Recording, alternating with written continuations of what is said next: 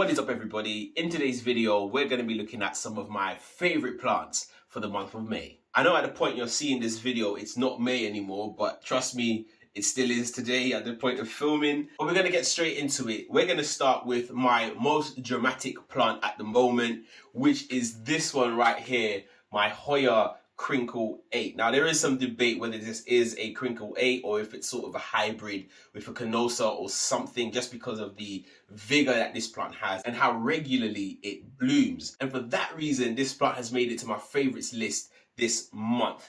Look at all of those blooms. So we've got one here, we've got another one hidden away over there, we've got another one down here, and there's another one around the back over here. So we have 4 blooms, 1, 2, 3, 4 blooms, and several peduncles that are emerging. Like there's one over here, there's a couple more dotted all around the plants. There's another one just here near my finger.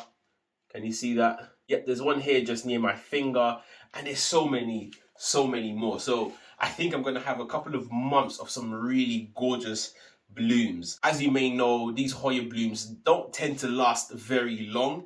They're sort of really dramatic, as I said, in terms of just opening and blasting your house with that fragrance, which I'm not a massive fan of, as I've said before, but they don't tend to last very long. These ones actually last the longest out of all of my HOYA. This probably lasts maybe 2 weeks before they all just start to drop off, and then I've got to hoover the floor.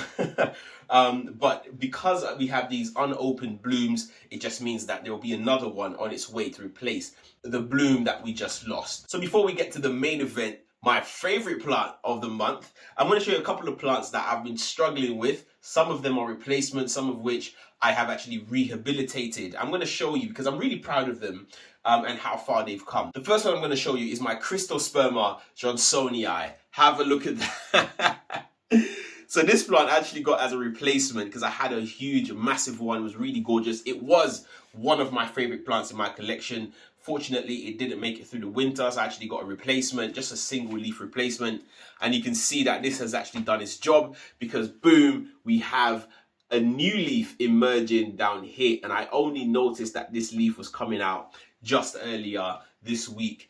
This plant has been in a humidity bag from the time I've had it, and it just wasn't dying. The root system was really small, and to be honest with you, I didn't have much hope that it would make it. So I'm super proud of this plant that it's actually bounced back, and now that I have a better understanding of how to care for this plant during the winter, I'm going to make sure that I give it plenty of warmth, plenty of humidity during the colder months to ensure that it thrives and it continues to grow big, beautiful leaves, just like the one we had before. So this is one of the first rehab plants that I'm going to show you. And the other two have a similar story. Next up is this tiny, tiny little thing. 10 points if you can guess what it is.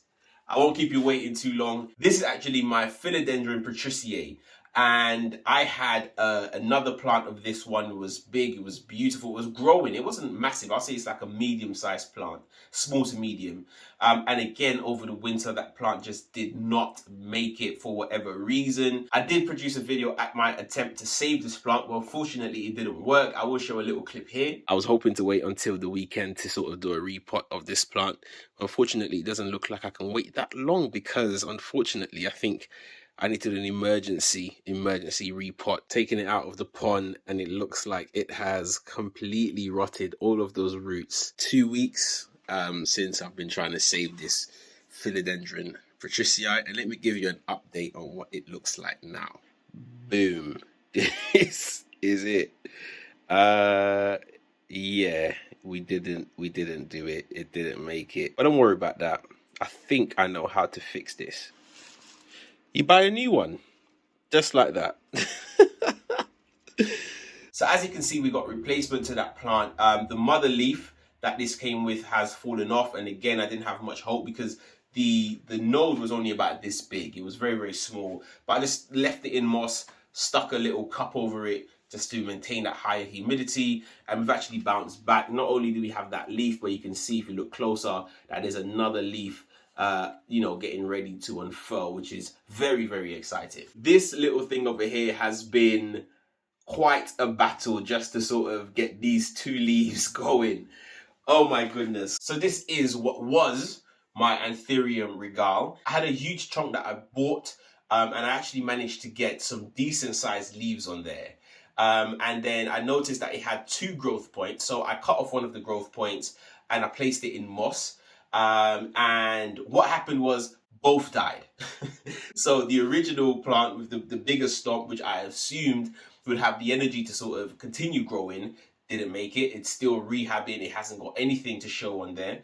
And the other little cutting that I took, I left it in this little container over here, and it did grow 2 leaves, and those leaves actually ended up dying. And when I placed it on my heat mat, what happened was that the water evaporated, and although it was in a humidity bag, the water, the actual moss stayed really, really dry, and that caused the 2 leaves to die. So I ended up taking it off of the heat mat, and I placed it back in my greenhouse in its own humidity bag, where there's less evaporation happening, and we've actually managed to regrow these 2 leaves, which I'm really, really happy about, because the regale is quite a cool plant. Although it's tough to care for, I really do want one in my collection so I can start hybridizing with my other anthuriums. So before we get to the main event, I want to show you a plant that I wasn't quite sure what was happening when I was looking at it. And after a little bit of research, I want to share my thoughts with you, basically. So this right here is my Stephania erecta. It's a plant that you've seen on this channel before. In fact, it was the first plant I spoke about on my channel. I'll link it up here if you ever want to have a look at me in my early days of YouTube. Now, this plant, when I've had it, has always produced just these gorgeous, gorgeous green leaves. Can you see that over here? Look at that gorgeous green leaf. And what happens, this plant usually goes into dormancy in the winter months, and then it perks up in the spring and summer months. But this year it did something different. It gave me these beautiful marbled, variegated leaves, and I'm hoping that the camera is picking that up, because oh my goodness, can you see that? Oh, look at this one. This one is probably one of my favorite leaves, but it just sort of, it's on every single leaf. Now, when I first saw this, I was convinced that this plant had some sort of nutrient deficiency, maybe it had a sort of virus or something, and it probably does. But when I looked up variegated Stephanias, I saw plants that looked exactly like this, and the marbling was very, very similar. The leaves are not, I wouldn't say they're deformed. Some of them are growing a little bit weird, like this one over here. So see how it's sort of folded. Usually they grow flat like this, a flat circle. But they are starting to shape shift ever so slightly. But I'm not sure that it is ill. I'm going to keep an eye on it, but I'm still going to include it in this favorites video, because sick or not, deficient or not, it is just really, really cute and really gorgeous to look at. I just have a thing for that yellow variegation. If you can see it, look at that. Ah, man, let's hope, fingers crossed, that it continues to variegate, and I can show you some even more beautiful leaves as they develop. So we've made it to the finale. The plants that I want to show you is this one right here. Boom, look at that. This is my Anthurium Madrad, my Anthurium Magnificum cross with Regale.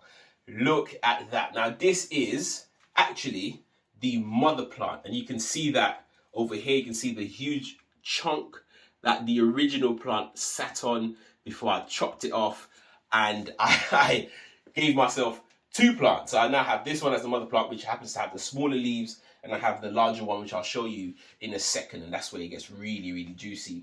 Now, I'm really, really proud of this plant, because you can see how nicely the leaves are sized up from something like this.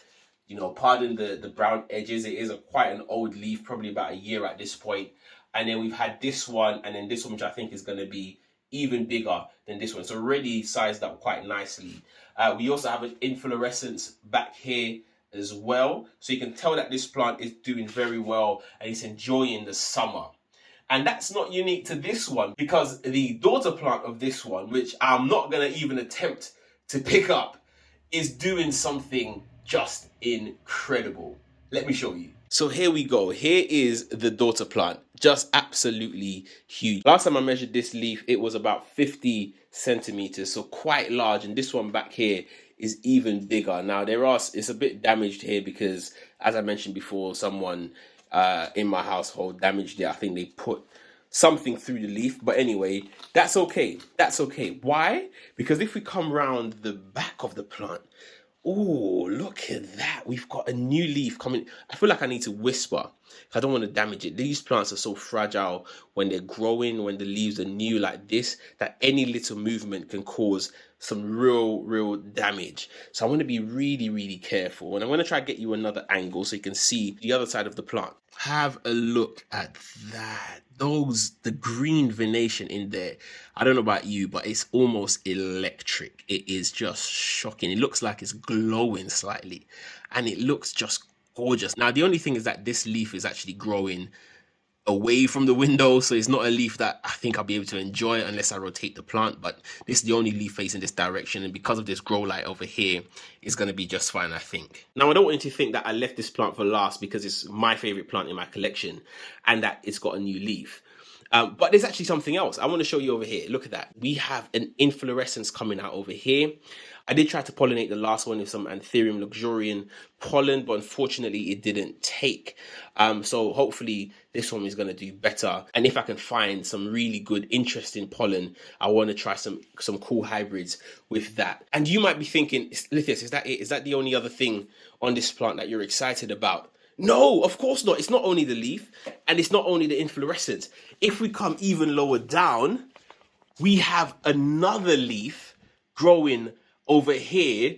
And what's more, we have another one growing over here. So usually anthuriums will just sort of continue growing up almost like one stem, right? But this one has actually started to bud. And if I can move this plastic wrap around, you can see that we're now effectively got about 2 plants in here. We've got this one, which is growing as an offshoot. That I'm making an absolute mess. As growing as an offshoot off of the main plant. And the same if I come around the back here with this one as well. So you can see this is the stem over here. And that runs all the way down. And we have just another one growing. Growing here. Just look at that. Wow. Wow. Wow. Wow. Now what I think is going on with the larger plant is because I've got it sitting on its own designated heat mat, I think it's giving the plant the reassurance that it can just continue to grow and put out as much growth as possible. And that's something that I can get behind, honestly. So you can see exactly why I saved that plant for last. And I hope you, like me, can just appreciate this plant for being the beast that it is. Now, I don't have much space to care for these plants, so this mother plant I'm actually going to be selling. This was a tough decision to make, but just because of the lack of space and I really want to get some other plants growing nice and large, I'm going to be selling this top cutting on eBay or over on Instagram. If anyone is based in the UK and you're interested in this plant, do give me a shout because yeah, it could be yours and I really do want it to go to a good home. Yeah, just look at that. Look at that. I would love to wait for that leaf to harden off though before I send it over to anybody, before it gets damaged in the post and you can't enjoy the beauty of this leaf. But that's everything for today. I hope you enjoyed, and as always, keep planting.